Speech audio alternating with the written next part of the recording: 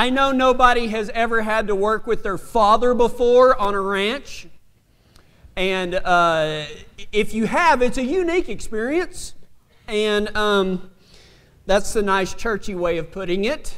And one day, my dad, he came in and he was like, hey, I need you to go do me a favor. And he goes, you know that fence line back here? And he kind of, he gave directions kind of like my wife. You know that fence line over there?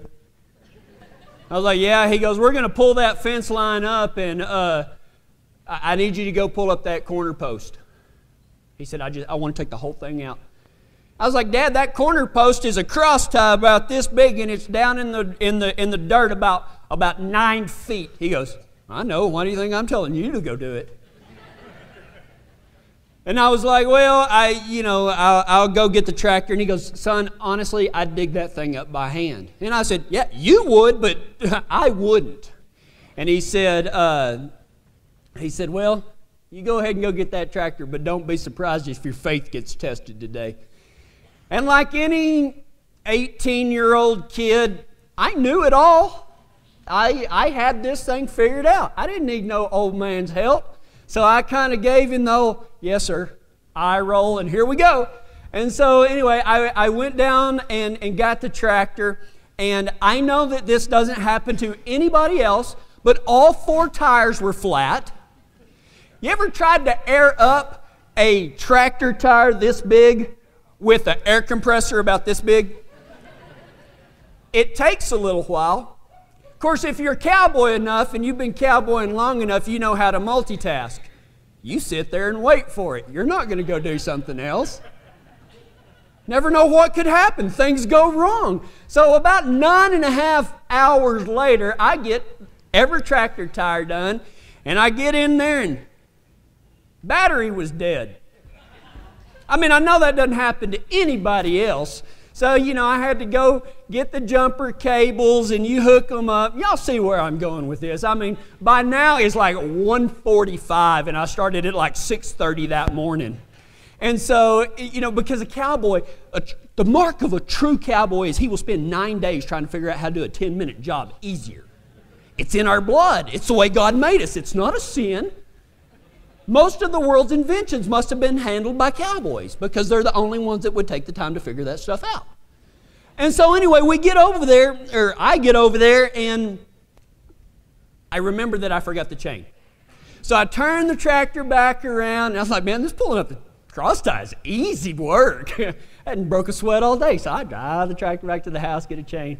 I go back, and I hooked it onto the bucket, and hook it around the bottom of the cross tie, and I go, and one of the hoses goes, psst. Crap. So I have to shut it off and everything. I was like, okay, I'm not going to get weirded out. That's the first thing that's gone wrong that day. You know you're a cowboy when that's the first thing that's gone wrong, and everything's gone wrong since 6:30.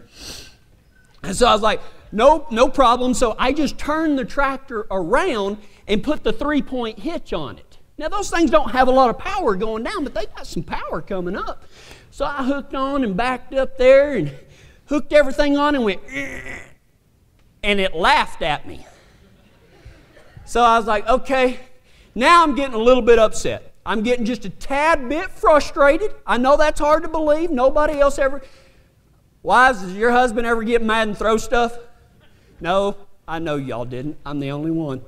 And so anyway, I'm just going to jerk it out of the ground now.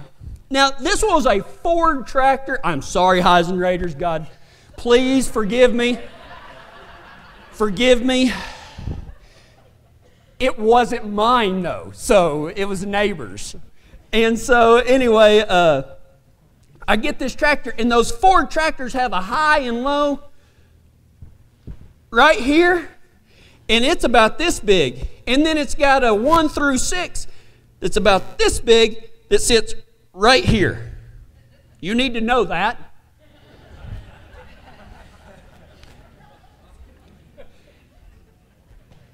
Use seat belts. Use seat belts. Because I put that thing in like 22nd gear, hit that, or actually you pull it down, pulled that thing down to 42 million RPMs, put put the clutch in, turned around like this, and let off, and we went, "Ah!" And when that chain hit, it slammed me right into that deal. The dog started barking at the house. I thought we had blown a gasket because there was a high-pitched squeal coming from somewhere. Did I mention that I don't really have any biological children of my own?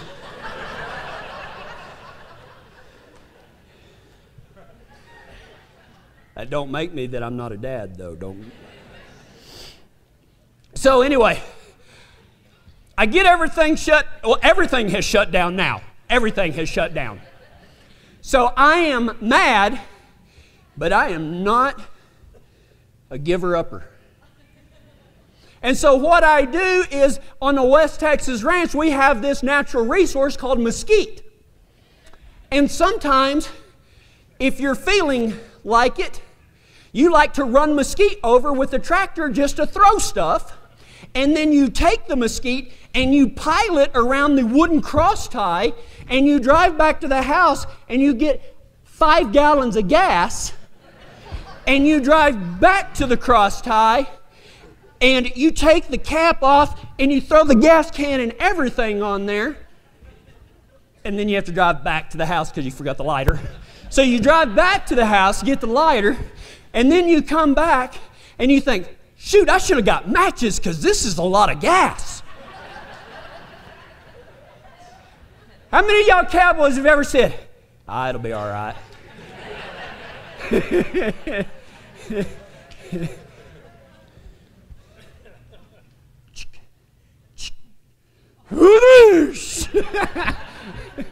Nagasaki, here we come. You ever seen those cartoons with Wile E. Coyote? It shook the ground for 9 miles, caved in 2 wells, and here comes my father, out through the pasture. He done seen a nuclear explosion out there in the pasture, so here he comes, and he comes sliding up, and it looks like I have blonde tipped my eyebrows. I was styling. I could see all these little fuzzy things on the end of my eyelashes. And he jumps out of the truck hollering and screaming, and I was like, what? He said, what are you doing? I said, nothing. What are you doing? So anyway, to make a long story short, he was pretty good-natured about it. Dads can be like that sometimes. He seen the busted hydraulic hose. He was wondering why I was talking like this still. It wasn't intentional. And he saw that I was all singed and everything, and I guess he took compassion on me.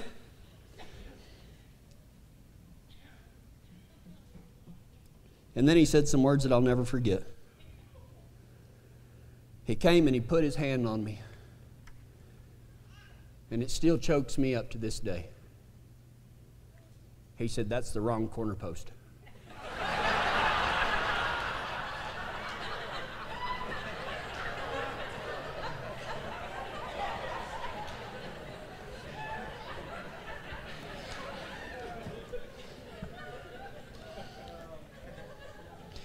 Real men can cry. It's really not that hard. Real men can cry. We've been talking about breaking barriers of why people don't go to church, and make no mistake about it, I'm not saying that, that the end all to Christianity is attending church. That's not what I mean. But if there's one thing that I think people are lacking, it's the fact of finding a place that they can call home, of knowing what it feels like to be part of a church family. The first week we talked about the people barrier, about hypocrites in the church. Oh, there's definitely some in there. I mean, ain't no about a doubt it.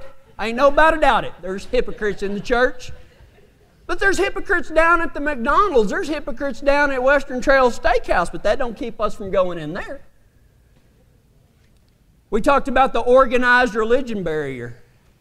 And you know what? I mean, There's nothing wrong with organized religion, but when it takes that bad turn, that's when it gets into a bind. And we talked about what a real organized religion, what we have here. I always tell people when they say, what is Say the Cowboy? I said, it's when a bunch of people come in and they drink about 92 cups of coffee that Shelley and Sonny made, and we drink 92 cups of coffee, and then we break church and have a sermon, and then we go back to having church after it's over with when everybody visits with each other. That's our idea of organized religion. We talked about I can worship God better out in the pasture than I can in a church. We talked about that, and if you missed any of those, you can go to SaveTheCowboy.com and listen to them. And then last week we talked about the fact that a lot of people believe that church is only about money. This week, we talk about people that say, I don't go to church anymore because I don't agree with what the preacher said. What happens when you don't agree with what the preacher says? Not going to church at all because of what one preacher said, isn't that a little bit like cutting off your face to spite your nose a little bit? I think that's how that saying goes. 3 things to think about when you don't agree with what the preacher said. Number 1, is the thing that you have the problem with what the preacher said, is it a matter of opinion? Now think about this for a second because, well, let me tell you a story. I'm better at telling stories than I am preaching. Whenever I was the pastor of the Pecos County Cowboy Church in Fort Stockton, Texas, whenever I took over, we were meeting in an old car dealership. And when I say car dealership, it consisted of about, maybe a fourth of this size, maybe just like right here is as big as it was. And it was made out of adobe. I mean, this was an old, when they sold Model 1s, A's or something, I don't know. But this thing was in Fort Stockton, Texas, and if you've never been to Fort Stockton, Texas, just GPS hell and it's right before you get there. Okay? Just type it into MapQuest and just go down there. When your tires start melting, you're getting close. It's hot. And so anyway, on the west end of this thing was nothing but plate glass windows. On the west side of this church was nothing but plate glass windows. It was so hot in there that and there was no air conditioning. I mean, it's one thing to have that, but there was absolutely no air conditioning. We started serving beans before church just to get some airflow. I mean, it was that bad. People thought we were a charismatic church because everyone kept falling down, but it was actually heat stroke. We had to hire some EMTs and stuff like that. We passed out sunscreen like most people pass the offering plate, and this was inside. And then, I thought that everybody was just drinking too much coffee because all the cowboys were getting up during the service and going to the bathroom, but they wasn't needing to pee, they were drinking out of the toilet. It was hot in this place. And so I had finally had enough. I mean, this thing had about as much cultural relevance to the cowboy culture as Justin Bieber does, okay? I mean, it was just this showroom with some bales of hay thrown on the ground. We're a cowboy. I didn't like it at all. So I had finally had enough after the 9th death. I was getting tired of doing funerals. And so, but it works out real well. When they die, you just have the funeral right there. And so I had got sick of it. And so after church one day, after I got done preaching, I told them, I said, listen, I'm going to ask you all a question. Does anybody have a problem with us finding a more culturally relevant building where we can meet with air conditioning so it's not so dadgum hot? Do not ever ask 45 people what they think about something. All serious aside, I had a church secretary, and her husband was one of my elders. He'd been an elder for about 5, no, it wasn't even a month. We hadn't even had the first regular meeting yet. And this woman stood up in front of everybody and basically shot me in the head. She told me that she was not going to be a part of any temporary church, and she got nasty after that. This was the same woman that 2 weeks before had told me that it didn't matter where I lived or what happened, it was going to be in her will that I would do her funeral whenever she died. People started thinking about that at our church a lot. They were scared of heat stroke. But she, and I'm not joking, she had really said that. She said, I want you to do my funeral whenever I die. And yet, whenever all I said, we were just renting. That's it. We were renting and the lease was up, and I said, let's go find somewhere with air conditioning. She said, I'm not going to be a part of anything. And I was like, whoa, wait a minute. We're not a temporary church just because we find a place with air conditioning that's more culturally relevant. And she kept arguing back and back and back. And you know what? Some people are offended when you tell them to shut the heck up. I don't know why. But I had had enough. I got a phone call after she stormed out. I got a phone call about 10 minutes later from her husband that said, we're done. I'm like, well, so much for that. But is that really a reason for leaving a church because you want to find air conditioning? Give me a break. That's what I'm saying. If you disagree with the pastor, the first thing that you have to ask yourself is this opinion? 95% of disagreements are not over doctrine. They're not over anything. They're a matter of opinion, and people think their opinions rank up here above yours. The first thing that you need to ask yourself if you disagree with your pastor, is this a matter of opinion?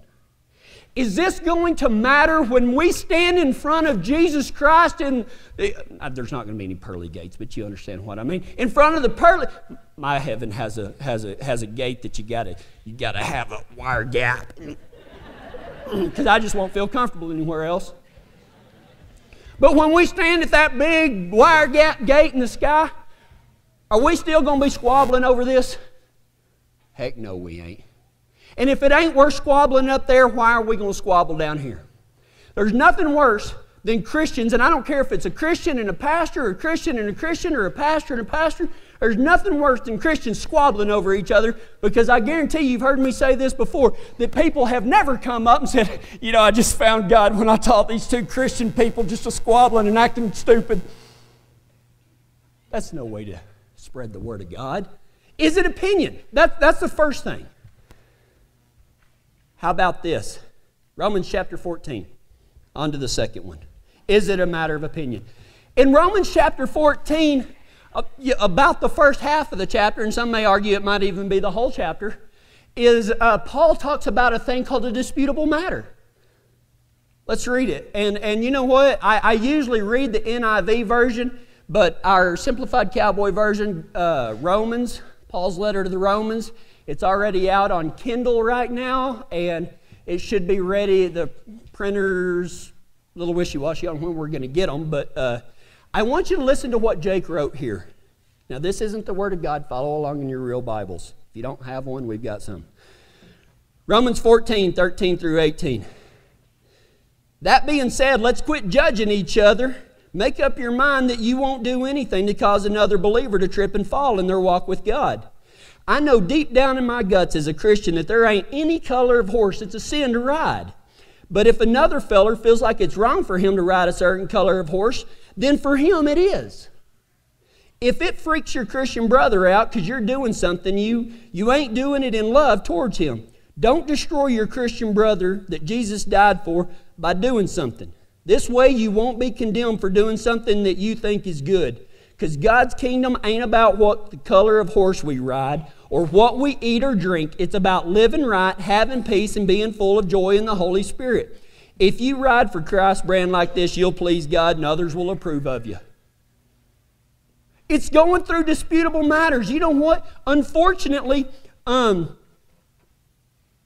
Bible does not give every specific instance of what we should do in a certain situation. It doesn't say, well, you know what, you shouldn't wear Tony Llama boots. You won't find that in the Bible, okay? You know, I mean, some of these organizations, well, I'm not going to say them out loud because I really don't know for a fact. You get these emails and stuff saying, don't go and buy stuff from this company because this company donates to this cause and that's wrong.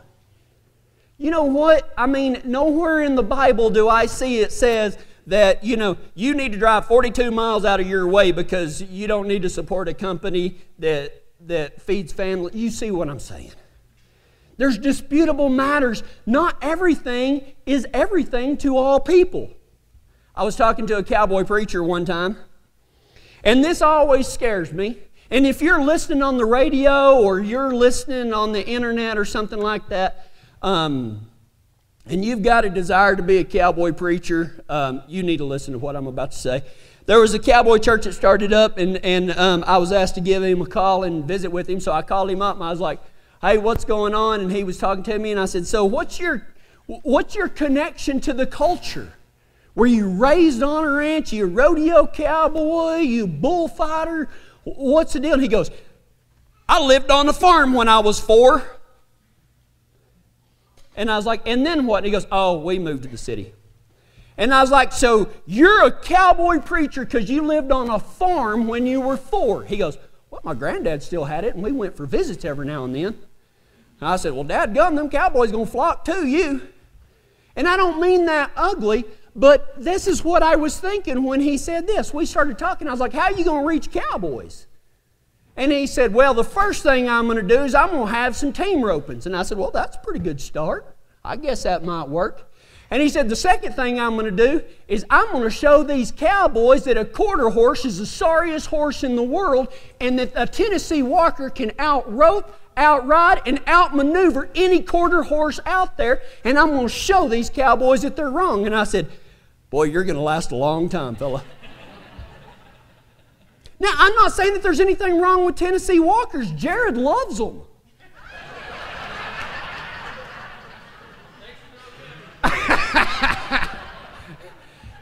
He loves them far away. That's what I meant, Jared.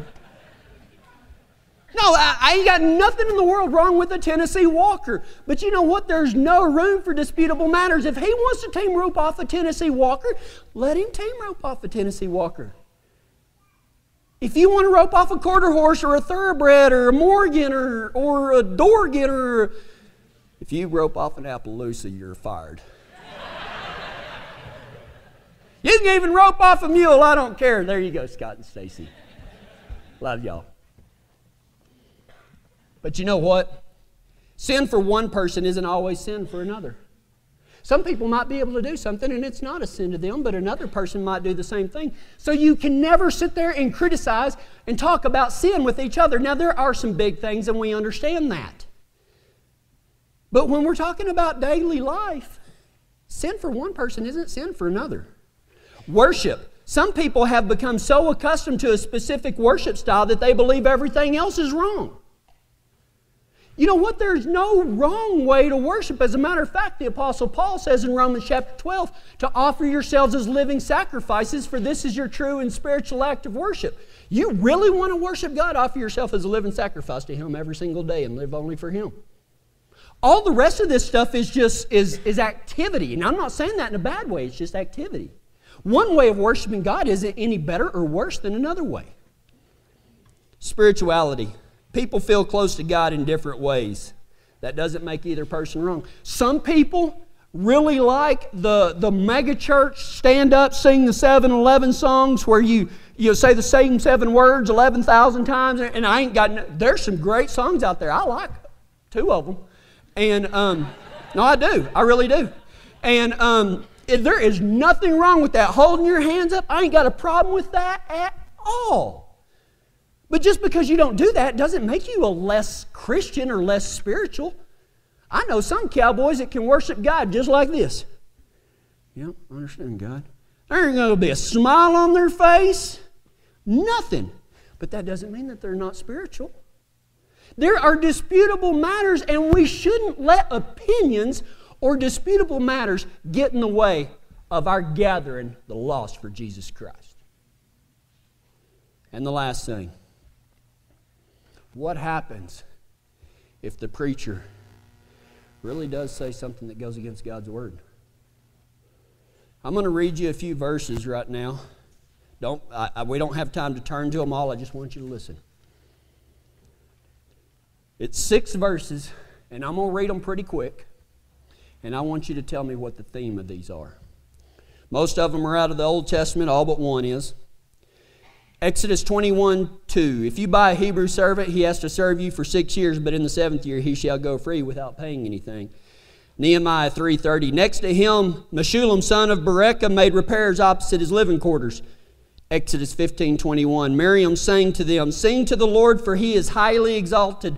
The horse and its rider he has hurled into the sea. 2 Kings 9:27. They wounded him in his chariot on the way up to Gur near Ibleam, but he escaped to Megiddo and died there. Nearly done. Ezra 6:9. Whatever is needed, young bulls, rams, male lambs for burnt offerings to the God of heaven, and wheat, salt, wine, and oil, as requested by the priests in Jerusalem, must be given to them daily without fail. And the last one, 2 Peter 2:4-6. If he did not spare the ancient world when he brought the flood on its ungodly people, but protected Noah, a preacher of righteousness, and 7 others. And then it goes on to verse 7. What do those 6 verses have in common? It's pretty tough. It's not a test. Let me explain it to you. If you buy A from Exodus 21:2, living quarters, Nehemiah 3:30, horse from Exodus 15:21, chariot on the way up to 2 Kings 9:27, Jerusalem it must be given to, Ezra 6:9, a preacher, 2 Peter 2:5. Let me read that again. If you buy a living quarter horse chariot on the way up to Jerusalem, it must be given to a preacher.